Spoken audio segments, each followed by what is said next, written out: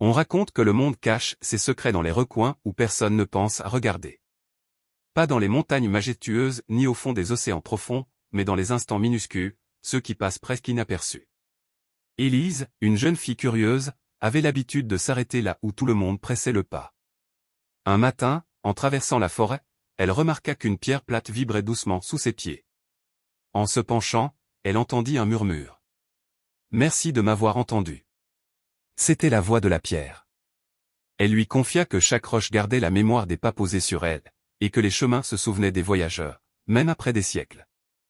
Un autre jour, en buvant son thé, Élise écouta attentivement la vapeur qui s'élevait de sa tasse. Elle découvrit que la vapeur transportait des bribes de rêves abandonnés, comme des fragments invisibles que les humains laissaient flotter dans l'air. Plus elle observait, plus le monde lui révélait ses secrets. Les feuilles chantaient en silence pour rassurer les racines.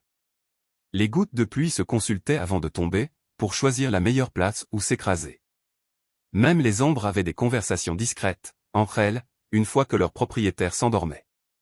Élise comprit alors que les secrets du monde n'étaient pas faits pour être gardés jalousement. Ils étaient là pour rappeler que la vie est tissée de détails invisibles, et qu'en prêtant l'oreille, chacun pouvait en entendre un morceau.